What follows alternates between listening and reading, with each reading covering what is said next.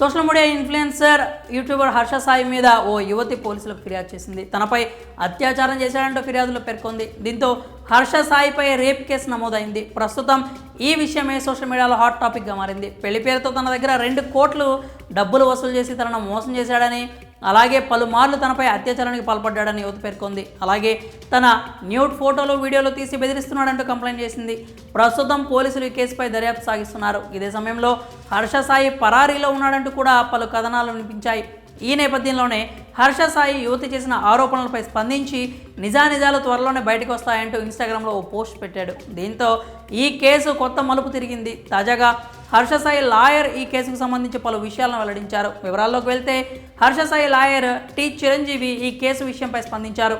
హర్ష సాయి ఎలాంటి తప్పు చేయలేదని, ఇవన్నీ అబద్ధపు కట్టు కథలు అంటూ అతనికి అంత అవసరం లేదని చెప్పుకొచ్చారు. హర్ష సాయి ఒక సక్సెస్ఫుల్ యూట్యూబర్. అతను వీడియో పెట్టగానే మిలియన్స్లో వ్యూస్ వస్తూ ఉంటాయి. అందుకే అతని పాపులారిటీ నాశనం చేయడానికి డబ్బు కోసం మాత్రమే ఆ అమ్మాయి ఇలా చేసిందని లాయర్ చెప్పుకొచ్చారు. 2 ఏళ్ల క్రితం వరకు కూడా వీరిద్దరికి ఎలాంటి పరిచయం లేదు. అలాగే ఆ బాధిత యువతి హర్ష సాయినే హీరోగా పెట్టి సినిమా తీసే స్థాయిలో ఉందని తెలిపారు.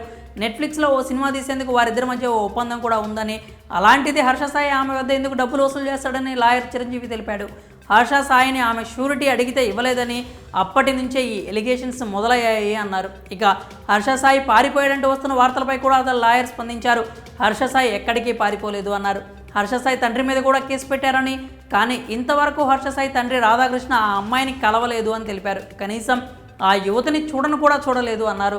కాబట్టి అతని ఫేమ్, డబ్బు కోసం మాత్రమే ఇదంతా చేస్తున్నారంటూ లాయర్ చెప్పుకొచ్చారు. త్వరలోనే పూర్తి వివరాలు తెలుసుకొని న్యాయపరంగానే ఈ కేసును డీల్ చేస్తామని క్లారిటీ ఇచ్చారు. అయితే ఇప్పటి వరకు ఆ కంప్లైంట్ ఇచ్చిన యువతికి సంబంధించి ఎలాంటి వివరాలు తెలియలేదు. కానీ ఇప్పుడు అటు హర్ష సాయి సోషల్ మీడియాలో పెట్టిన పోస్ట్ కానీ, ఇటు అతని లాయర్ చెప్తున్న వివరాల ప్రకారం చూస్తుంటే హర్ష సాయికే ఎక్కువ సపోర్ట్ ఉన్నట్లు కనిపిస్తోంది. ఎందుకంటే ఆ బాధిత యువతి ఎవరు అనేది ఇంతవరకు తెలియదు. అలాగే పోలీసులు కూడా హర్ష సాయిని ఇంతవరకు కాంటాక్ట్ అవ్వలేదు. ప్రస్తుతం ఈ కేసు విషయంలో అనేక కోణాల్లో దర్యాప్తు కొనసాగిస్తున్నారు. హర్ష సాయి లాయర్ మాత్రం చాలా కాన్ఫిడెంట్గా సాయికి అడిగిన ముత్యం అంటూ ఇది చట్ట ప్రకారం నిలబడే కేసు కాదంటూ చెప్తున్నారు. పోలీసులు సుదీర్ఘ విచారణ జరిపితే కానీ అసలు నిజాలు ఏంటి అనేది తెలియదు. ఇక ఈ కేసు ఎలాంటి పరిణామాలకు దారితీస్తుందో చూడాలి. మరి హర్ష సాయి లాయర్ చేసిన వ్యాఖ్యలపై మీరేమనుకుంటున్నారో మీ అభిప్రాయాలను కామెంట్స్ రూపంలో తెలియజేయండి.